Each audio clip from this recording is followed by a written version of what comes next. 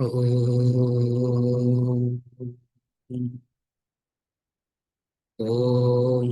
सहना भवतु सहनौ भुनक्तु सह वीर्यं करवावहै तेजस्विनावधीतमस्तु मा विद्विषावहै ॐ शान्ति शान्ति शान्तिः।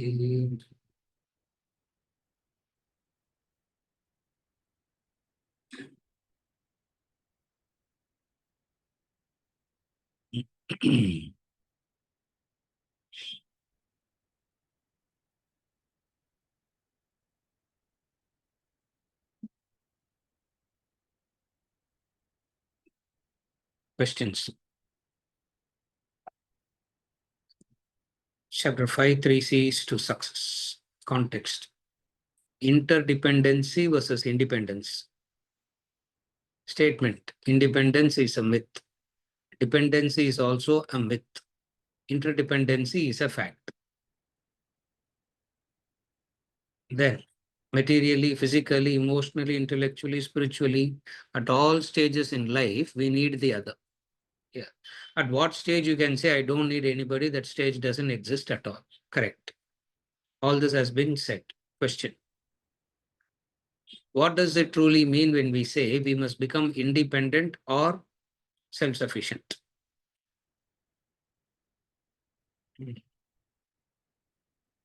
What does it truly mean when we say you should become independent? You should become self-sufficient. What does it actually mean to become independent? Self-sufficient means, because on the one hand, we are all, on the one hand, it is very clear that we are all the time interdependent. There is the interdependency is the fact of life when we look at life from the angle of cooperation.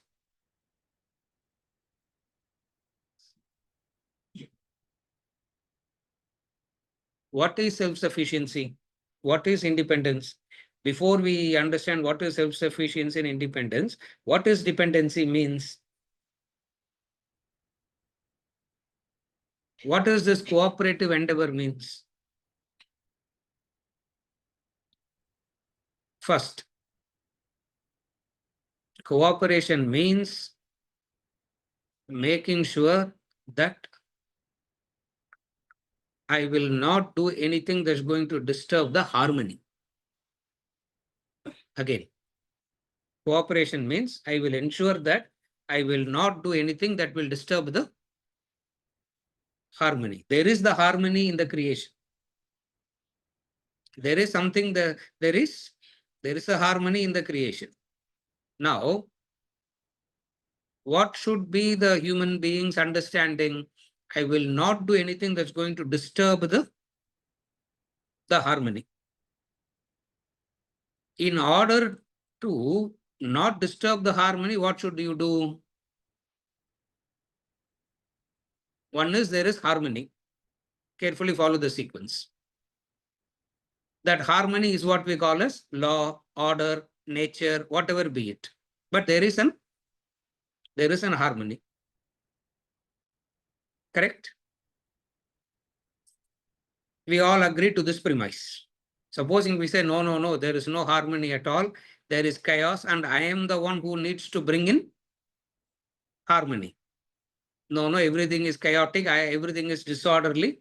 I only need to bring in order. Is one way of thinking.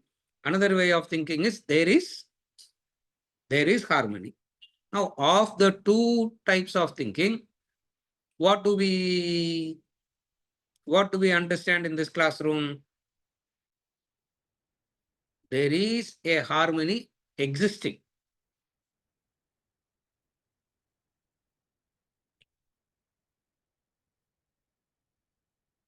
You should not do anything that's going to disturb the harmony. Are you okay till now? In order not to disturb the harmony, what should be done? When does harmony get disturbed? Harmony gets disturbed. Take a simple example. When does the harmony of the physical body gets disturbed? When one organ tries to stop doing its role and when it tries to do the role of something else.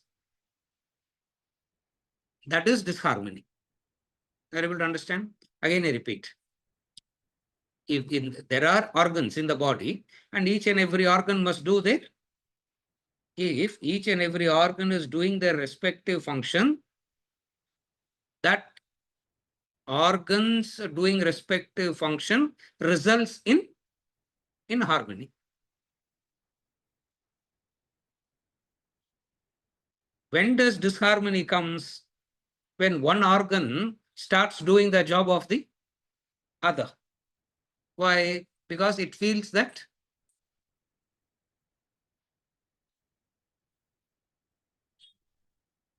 seeing is better than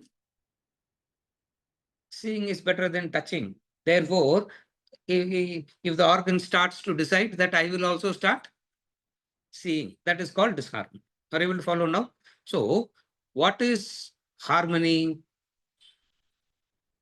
Each and every organ does what it's supposed to do. Are you okay till now? For each and every organ to do what it ought to do, it needs the support from the other organs. That's called interdependence. For the eyes to do what it has to do, the eye cannot work in isolation and see. The stomach cannot work in isolation. The hand cannot work in isolation. The legs cannot work in isolation. Therefore, harmony means what now? You know your respective function, and also you recognize that for you to do your respective function, you need the support of others. This is called interdependency. Are you okay till now? This is called interdependency. Then what do we call as you should become self-sufficient? What is self-sufficiency means now? Each and every organ must be self-sufficient in terms of doing what it ought to do.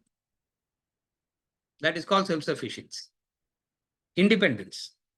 If at all you have to use the word independence, self-sufficiency, how should you use the word independency and self-sufficiency?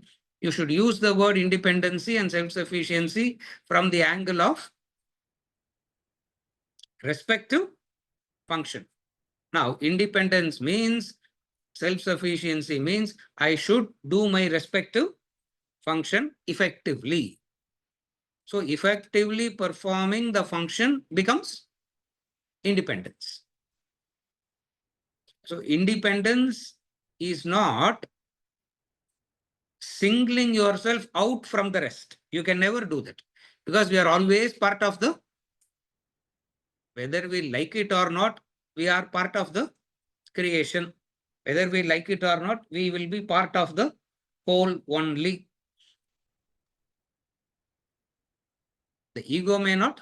Then what do we talk about? Self-sufficiency. What do we talk about? Independency.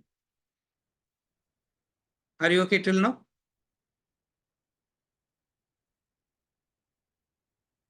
Self-sufficiency means in order to do your respective function, you don't be dependent on.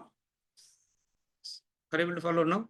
You have a respective function to do, and that respective function that you have to do, you must to do.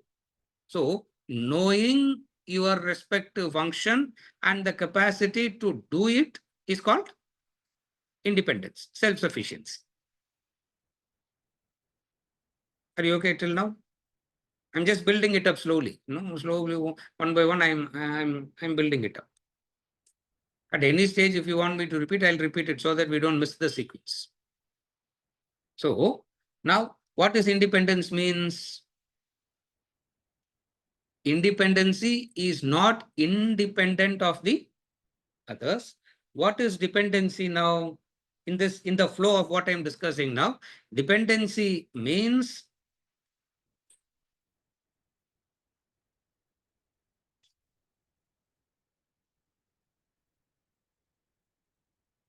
the eyes should not be dependent on a motivational lecture to see. Again, I repeat. Dependency means the eyes requires a motivational lecture. What is a motivational lecture? Every morning you have to speak to your eyes for half an hour and motivate the eyes to see. And then you stop your discourses, the eyes stop seeing. Now, that is called dependence. That is dependence. So what is independent means you know your respective, you know that this is what you have to do and you will be able to do it. So independency is a self-motivated way of doing what you ought to do. That's called independence.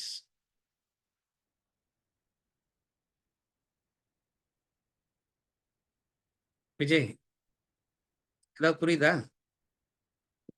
So independence means self-sufficiency means a self-motivated way of doing that which you have to do is called you are independent. Dependency means what? For what you have to do, you have to be constantly motivated, constantly pushed. Do. You are. This is called dependence. Are you able to follow? So first dependency is to do your respective function. You need motivation. That is first dependency. Second dependency is what we call as emotional dependency. One is dependency for action. Another is dependency for dependency. So the emotional dependency. What is emotional dependency means?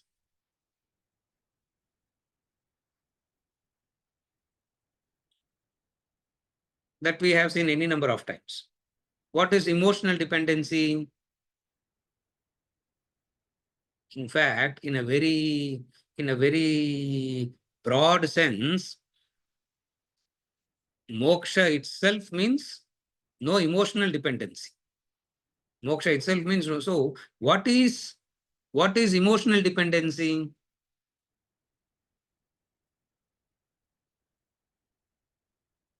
Emotional dependency is the state of your mind is decided by the other. Whoever decides your state of mind, you are dependent on that. It can be a situation, it can be a person, doesn't matter. Dependency means your emotional state is decided by somebody, whoever it is, whatever it is, isn't it? So emotional dependency is your state of mind is decided by the other. So what is independency now? You understand the foolishness of being emotionally dependent. So emotional dependency comes out of an understanding now. You follow? What is emotional dependency? Your state of mind is decided by the other. The other decides to make you happy, you will get happy. The other decides to agitate you, you'll get agitated. This is called emotional dependence. So the second aspect of independency that we talk about is not your state of mind is not dependent on the other. Okay. Under what conditions your mind becomes dependent on the other? Under what circumstances a human being becomes emotionally dependent? Under what circumstance?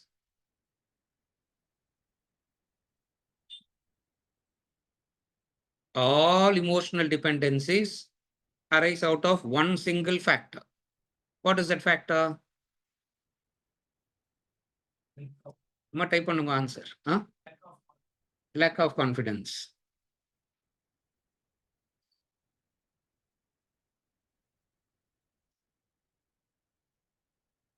Vijay, நீ answer யோசிக்காதப்பா, கேள்வி ஞாபகம் வச்சுக்கோ. Yeah, don't think about the answer, remember the question. Because 3-4 answer comes, I'll get confused.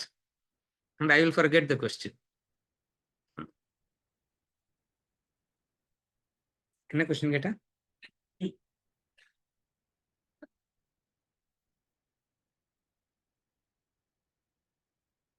சொல்லுப்பா, என்ன question கேட்டா? There is only one factor, one singular factor for emotional dependency. What is that singular factor which makes human beings emotionally dependent? ஒரே word தான், single word. Selfishness, ignorance, indispensable, insecurity,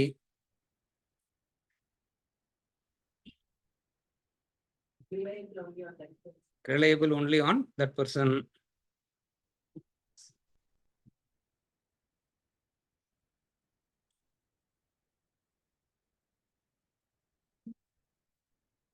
So scary to ask questions to this group. Answer it comes like a delusion. Look at him. Like Shankaracharya, only answer comes. Greed. Just one, correct. All. There is only one singular reason. That your mental state is decided by the other. There is only one singular reason. What is that one singular reason? That one singular reason that makes you emotionally dependent and lose your independent status is expectations. That is the singular factor upon which all other rises. Expectations. But then we will say, no, sir, in life means some expectations must be there. No. How can you have life? Yeah, how can you have life without greed? Is it possible? Really? How can you lead life without selfishness? Is it possible? So everything, it looks like everything needs to be there in கொஞ்சம் இருக்கணும் sir. அந்த மாதிரி expectation also has to be there. So the singular reason for emotional dependency is expectations. So what is emotional independency means? No expectations. No expectations means you have understood it as it is. When you understand something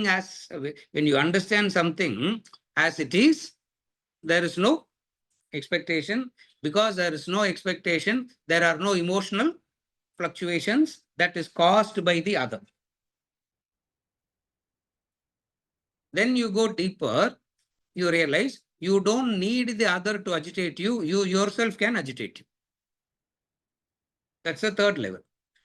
Then you understand, supposing once you understand these expectations and all that you understand, what will happen then?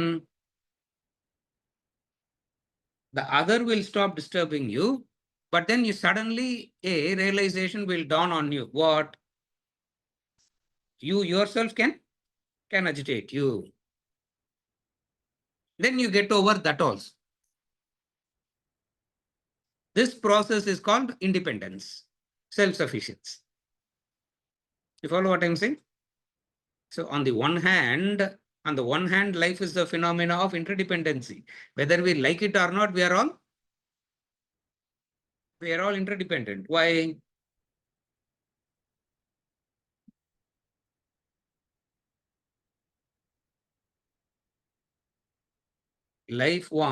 Divine wants every one of us to live without ego. Living is not a problem. Living with ego is a problem. Now, what is ego? That sense of arrogance, the sense of ego, that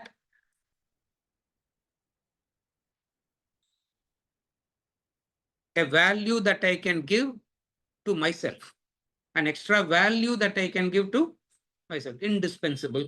Yeah. அதுதான் indispensable. All this problem. You follow? Therefore, from one angle, we understand it is interdependent. On the other angle, you understand what?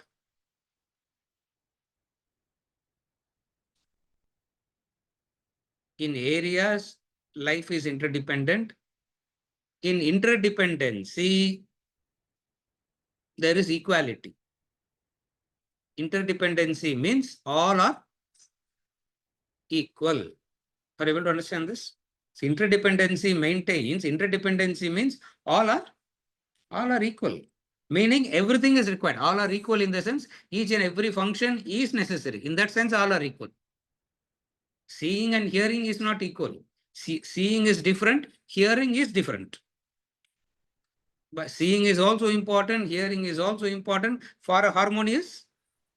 So in that sense, no function can happen without the support of the other.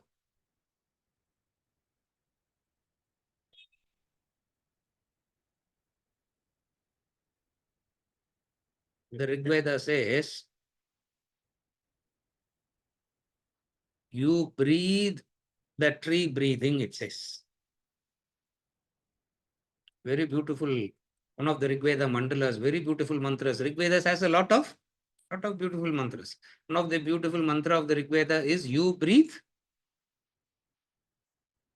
the tree is breathing. Because the tree is breathing, you are also breathing. And because you are breathing, the tree is also breathing. You follow? In this, which breathing is inferior, which breathing is superior? The cooperative endeavor comes and tells you everything is, all are important. Meaning each and every function keeps the harmony together. Then recognizing the interdependency, you have to be, again, shortage of English word, we have to use the word dependency. Recognizing your interdependency, you have to be independent. I don't know how that grammatically works. Recognizing the interdependency, you have to be independent. Now, what does independence mean here? Independent means not independent from the total. Independence means something that blocks you from doing something that is blocking you from being part of the whole. Remove that. Something that is blocking you from being part of the whole. Whatever be the block, remove that block. As an individual, you are self-sufficient and also doing and also contributing what you have to contribute. Are you able to follow? This is how it works. This is the meaning of interdependency from one angle and independent from another angle. Emotional independence. Emotional independence means I don't need the other doesn't decide my mental state. That's all. All it means is the other doesn't decide my mental state. Now the other decides. Somebody decides whether I should be happy or crying, isn't it? I don't decide. If I have to be happy also, somebody has to make me happy. If I need to cry also, somebody has to. You follow? So emotional fluctuations is weakness. Freedom from emotional fluctuations is self-sufficiency. Again, emotional fluctuations is weakness. Amit, are you able to follow? Emotional fluctuations is weakness. Freedom means what now? Freedom from the fluctuations. That is independent. Independent is not to say I don't need you. The English word independence can also mean I am independent, I don't need you. That stance we can never ever take. Are you able to follow what I'm saying now? The English word independence could mean I don't need you. என்ன நானே பார்த்துக்கிறேன் sir, யாரும் வேணாம். People say that, no? I don't need, I can take care of myself. I don't need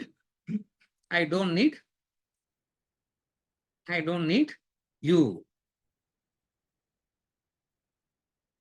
And when I say I don't need you, you feel very proud. And when the other says I don't need you, you feel very insulted. Right? See, you tell the other I don't need you. You congratulate yourself. And the other turns back and say thank you. I also don't need you. You come back saying what? There's no gratitude at all, sir. There is no thankful at all. How much I have done. And that person simply turned back and said, I don't. They just dropped me like one, I don't know, hot potato. I don't know what is dropping hot potato means. I don't know. I do. Are you able to follow?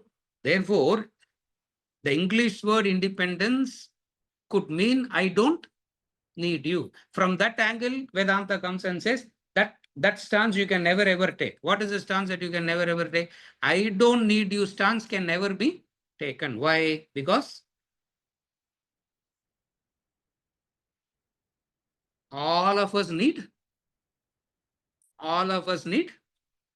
each other. Yeah. Based on this only, based on this law of based on this interdependency only, the law, the social way of living and all got evolved out of this understanding. What does that mean? Everybody is needed. See, understand human being as, human society as one huge machine functioning. Understand human society as one massive, huge machine functioning. And for that huge, massive machine to function, what is needed? For that machine to function effectively, what is needed? All parts must be effective. Are you able to follow? A car is made up of, let us say, 350 mechanical parts. For that car to function effectively, what is needed? All the 350 parts must do their respective job. That is called harmony. Are you able to follow? Recognizing this is cooperative endeavor. The 3 C's that we are studying. That is cooperative endeavor. Recognizing this fact is cooperative endeavor. Opposite of that is to have an arrogant attitude of saying, I don't need you. So from one angle, you should not need. From another angle, whether you like it or not, you will need. So from what angle you should not need, from what angle need is there, whether you like it or not. You should be that much self-sufficient to be self-motivated to do your part. Self-sufficiency means you are motivated to do your part. When you do your part,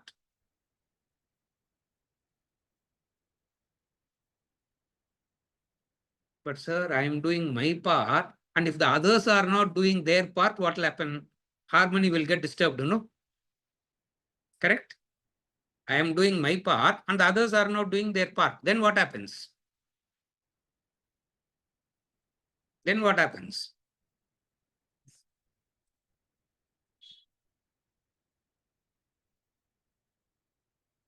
There is a law that comes and protects you. There is a law that protects you. That law is what we call as the law of karma. Because you are doing your part rightly, that law will ensure that you are protected. What is the protection? What is the protection that the law gives?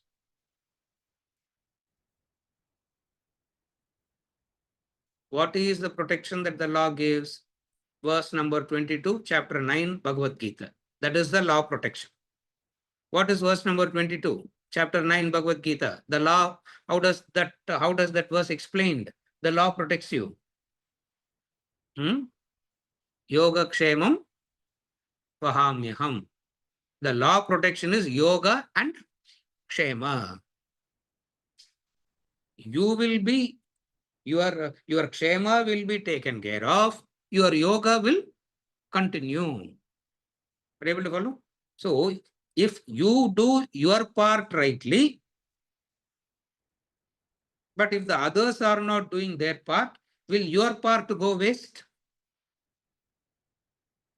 You do your part rightly, and the others are not doing their part. Now what happens? Because they are not doing their part rightly, will your effort go waste? That's where life has made everybody self-sufficient. What is the self-sufficiency now? You do your part, the law takes care. And how does the law take care? By giving yoga kshemam vahamyaham. He said, no, I guarantee yoga, I guarantee kshema. The law is guaranteeing. When he says, I am guaranteeing, who's guaranteeing? The law. Because Krishna is representative of the law, the dharma. Therefore, he says, I will take care. Means the law will take care. But in my personal experience, sir, I have done everything rightly and the law didn't. And the law didn't take care of me. In my personal experience. Correct? That's another problem. For everything that the Shastra says, we have a problem, and you should have a problem. Huh? I'm not saying you should not have all this. You should have a problem and you should thrash that problem out. Then there is conviction.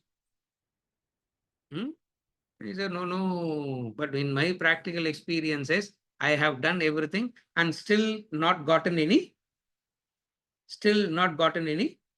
protection. How would you account for that? How would you account for that?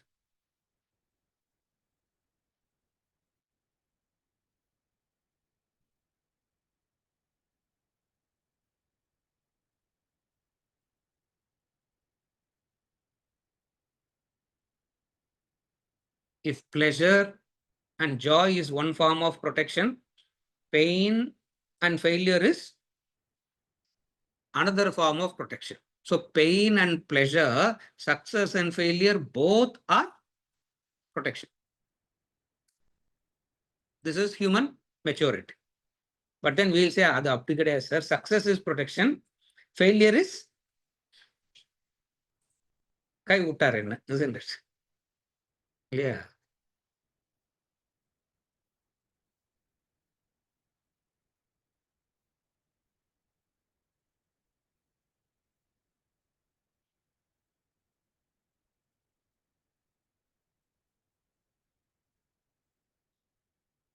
Self-sufficiency is a simple clarity. Self-sufficiency is a simple clarity.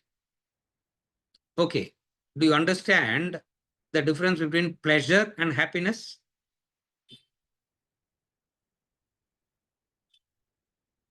Again, do you understand? Pleasure is not happiness. What is the difference? In some context, English language will say both are synonyms. But here we understand both are not synonyms. Pleasure is different. Happiness is different. Happiness is a stable mental state. Pleasure is what? Pleasure is what context gives you. Pleasure is what the contact gives you. Happiness is the stable mental state irrespective of the contact. This is called self-sufficiency, which requires knowledge, understanding, blah, all that. We are not going into those details. Are you okay till now? So what is self-sufficiency? Self-sufficiency means pleasure, contacts gives pleasure.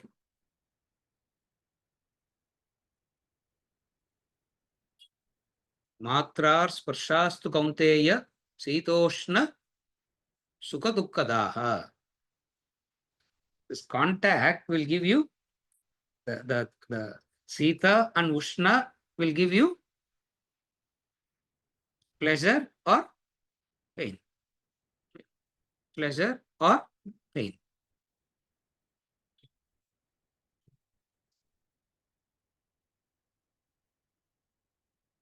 Is cold pleasure or pain? Mansarovar and Kailash, cold is pain. அதுக்கு training பண்ணணுமா?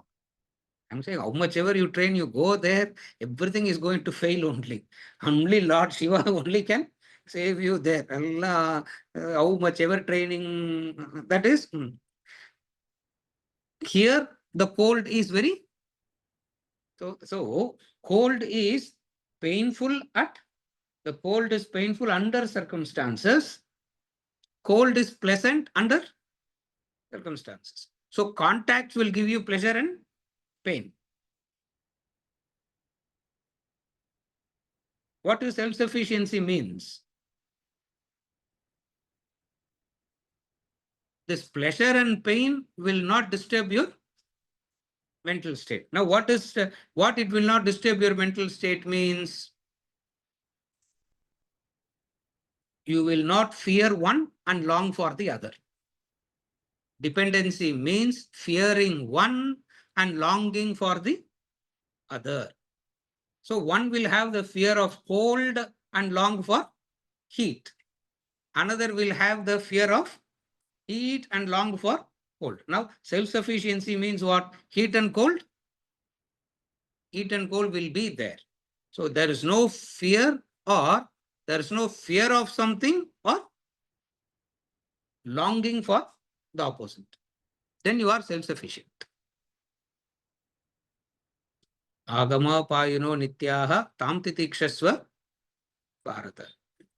See, the society where the problem of humanity is pleasure is misunderstood as happiness. That's why when pleasure is misunderstood as happiness, the society, the individual will become more and more sensual, will become more and more materialistic. Again, I repeat, when pleasure is misunderstood as happiness, the society will become very sensual, very materialistic. Or when you see a very materialistic individual or a sensual individual or a very materialistic, sensual society, you understand what? Pleasure is misunderstood as happiness. Happiness is different. Pleasure is different. Pleasure means with pain. Pleasure means like twin sisters, no?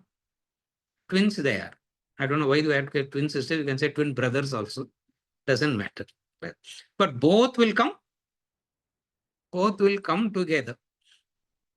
What is self-sufficiency? You can't be independent from one and keep the other. Both will be there. So both will be there. It comes out of an understanding.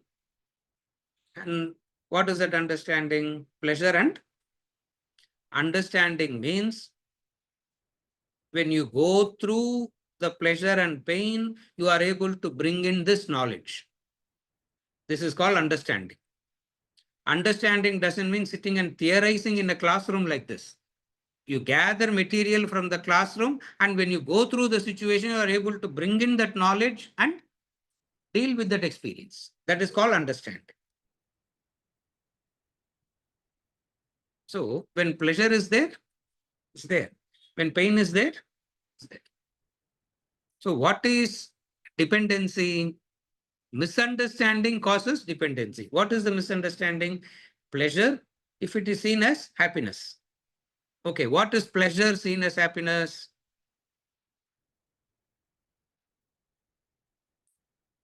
Mango gives you pleasure. Pleasure it gives. And that pleasure, if it is misunderstood as happiness, what will happen now? You will become dependent on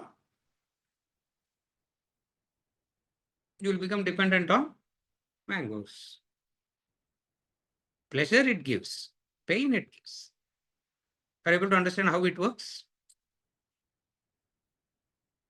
A society that has the problem of today is what? Pleasure is misunderstood as happiness. Happiness, we are using it in the sense of equilibrium, stability. Happiness, I'm using it in the sense of mental stability, mental equilibrium. Is it okay? Happiness in the long term, sir. Yes. Pleasure in the instant. Correct. Very good. Pleasure is that which happens instantly at the sensory level. Happiness is that which happens at the mental level.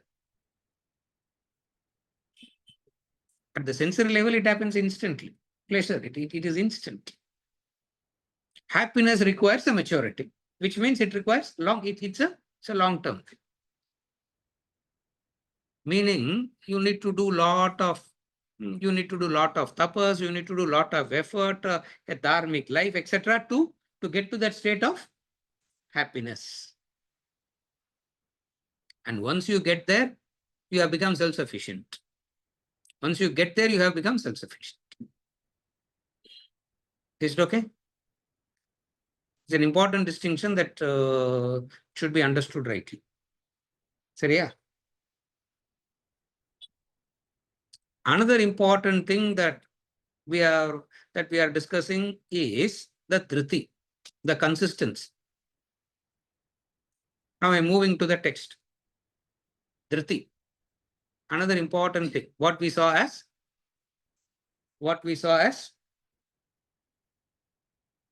consistency.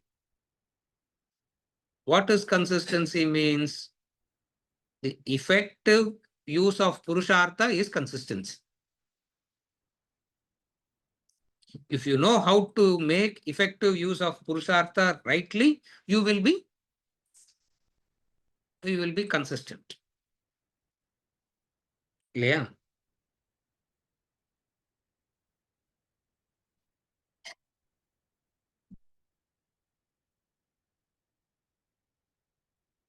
Inconsistency means erratic use of purushartha.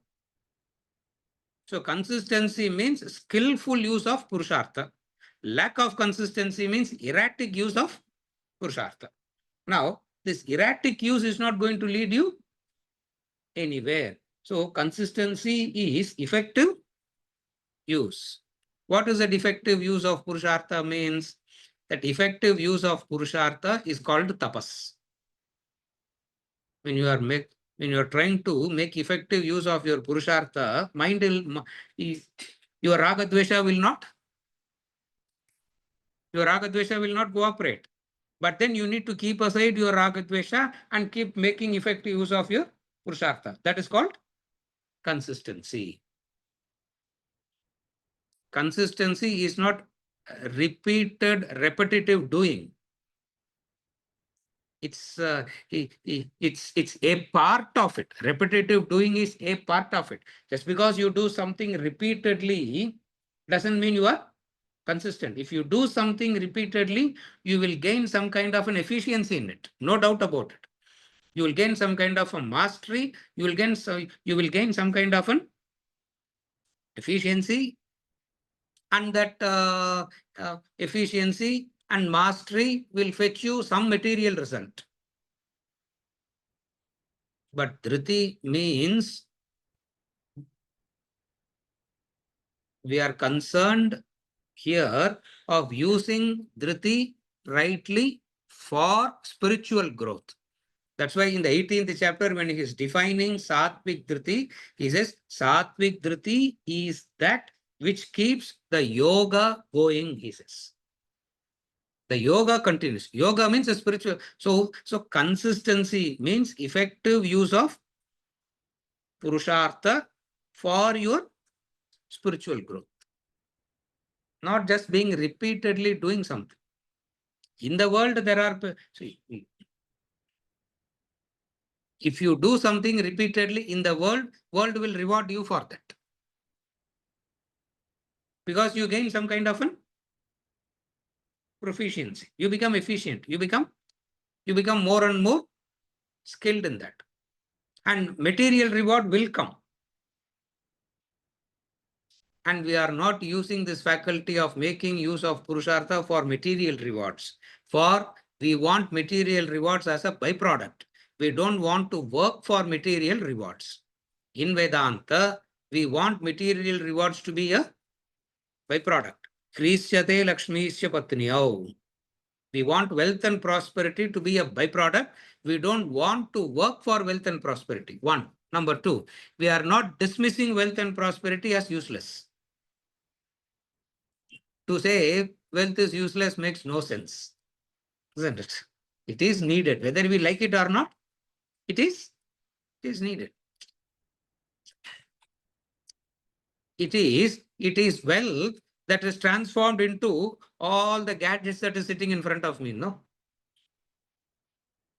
There are some gadgets attached to my body and there are a whole lot of gadgets in front of me. All this is what? Using all this, it is foolish to say, I don't need wealth, isn't it? It is foolish to say. Because it is wealth that is transformed into all. So it means the problem is not with wealth. Consistency means, is wealth a byproduct or a direct search? Are you directly seeking material wealth, or you are seeking and doing something else as a result of which wealth and prosperity comes to you? So what is consistency means here? Not repetitive doing something. Because you do something repeatedly, we don't call that as dhriti.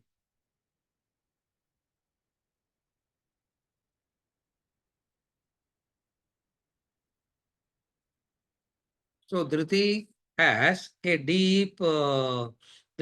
a deep meaning now. What is the meaning that dhriti has?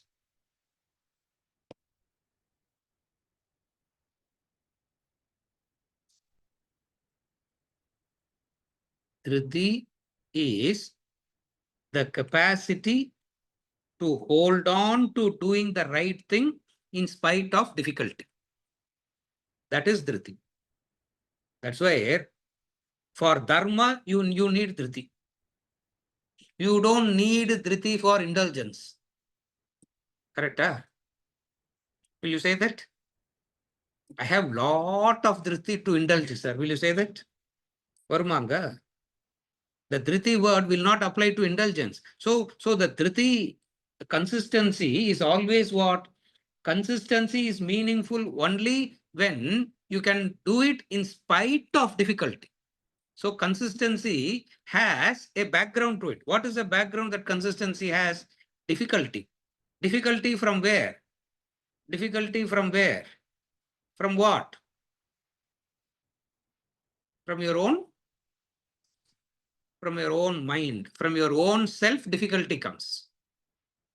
Are you able to follow? But then we say, no, sir, difficulty comes from outside. Politician brings in difficulty. Corporation brings in difficulty. Everybody brings in difficulty except myself. So dhriti is meaningful in relation to what? Dhriti is meaningful only in relation to the capacity to use Purushartha rightly in spite of difficulty. Then only dhriti comes in. Because we fail when there is difficulty. As long as there is no difficulty, we are all.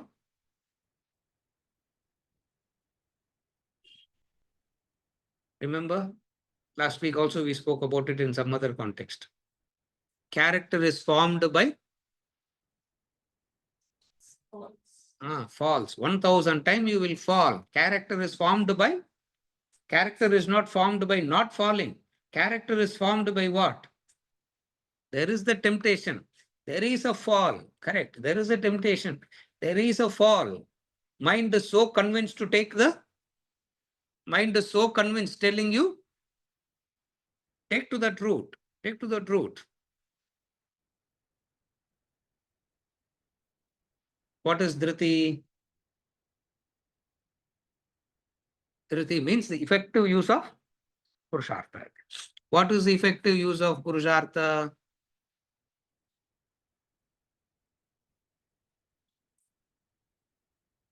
Quietening the Raga Dvesha, quietening the senses in order to do the right thing. Are you able to follow? Consistency, Dhriti means in order to do the right thing, you need to quieten the mind and the senses. What is quietening the mind means? Quietening Raga Dvesha. What is quietening the senses means? Pleasure seeking. So, you are not training your senses for pleasure seeking. How do you train the mind? How do you train your senses for not pleasure seeking? That's why we have these habits, no? That's why we have this. That's why we have these practices. What are the practices? Fasting is one practice. Not sleeping is one. Fasting is one practice. Not sleeping is one practice. Why? Because pleasure seeking. It is pleasure seeking. So what do you want to avoid? You want to avoid the senses getting addicted to seeking pleasures. Yeah, you don't want the senses to get addicted to seeking pleasures all the time. Now, in order to do that, you need to do tapas. And the capacity to do tapas is effective use of Purushartha called Dhriti, consistency. And you cannot do it erratically. You cannot do it erratically. It has to be clearly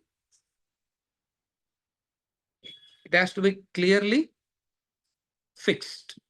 Yeah. When it is clearly fixed, what happens?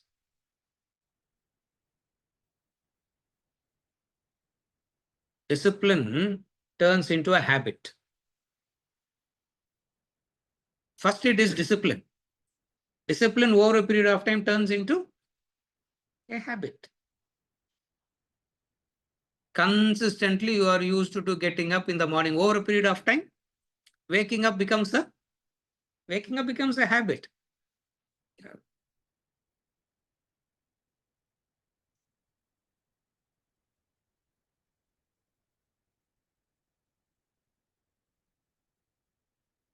One of my friends said, he said, hey, do you want to see my, do you want to hear my alarm sound? Everybody has an alarm, no? So he has to alarm. His alarm is clapping sound. Clapping. I said, என்னத்துக்கு clapping? No, I deserve. Because I deserve. I'm waking up. எத்தனை மணிக்கு? ஐயோ, என்ன மணிக்குடா எழுந்திரு? 7 o'clock. So I'm waking up at 7 and I deserve clapping. Nobody's clapping. So the alarm claps. I said, very good it is. I said, இதுதான்.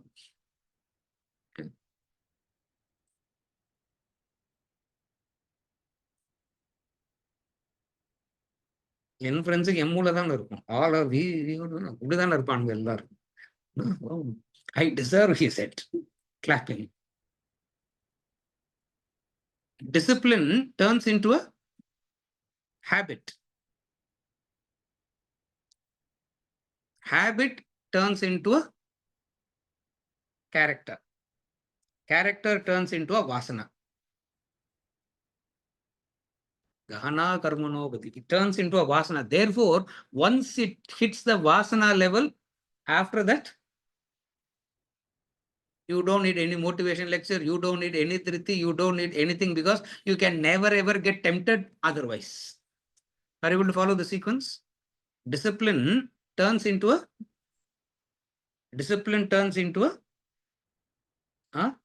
habit. Habit turns into character. Character turns into asking. So, edu variki you need dhriti. Up to vasana level, you need a dhriti. And once it turns into vasana level, you don't need anything. It will take care of itself. Meaning the opposite will cease to exist. Now, dhriti is required. Dhriti is required till it hits vasana level. We will never know at what level it will turn into a vasana. Therefore, what do? We keep the dhriti going up to character. And character is formed over many falls, many janmas. Character is not formed overnight. Yeah, character is not formed overnight. It is formed over, it's formed over janmas, it takes over. Therefore, what do? Consistency gives you that conviction. So, 3 C's. Cooperation, we answered. So by answering the clarification, we studied about cooperative endeavor to some extent. Then, dhriti. We studied about dhriti. Consistency.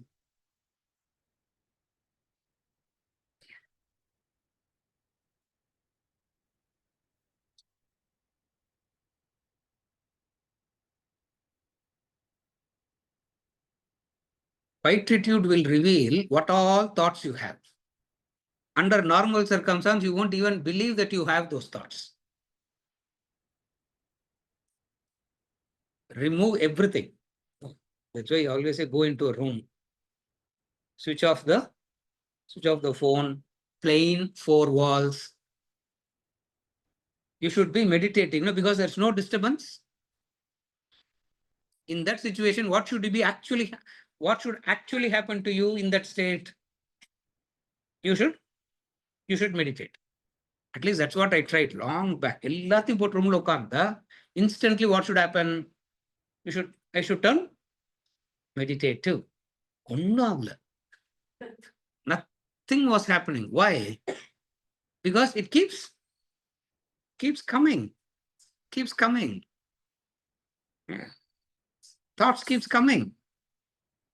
I never knew that I could never ever knew that those thoughts is what I will have. Okay. Now, I knew who I am. Yeah, now I knew who I am. Therapy meditation get a good. After that, stop going back into meditation again. Why? Because this revelation itself is very painful. Now you continue to meditate, what all it will reveal. I might as well stop meditating and come back into what? Build by brick, build it slowly, brick by brick, build it. So that is called consistency. And what is concentration?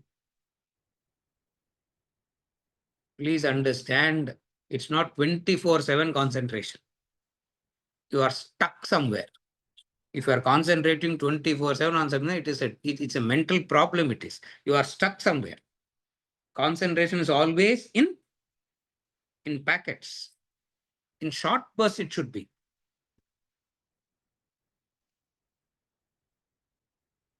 From morning till evening, 24/7, my thoughts are not going elsewhere. Except this one thing. What we will say? We'll say that person is stuck. No? What is stuck means? Why not we say that man is concentrating? Why are you saying that person is stuck? It is so repetitive that the natural function of the mind in movement is not happening. So what is concentration means? The natural function of the mind is to move, carefully follow. The natural function of the mind is to move, and I should keep it for a period of time from not moving. That is called concentration.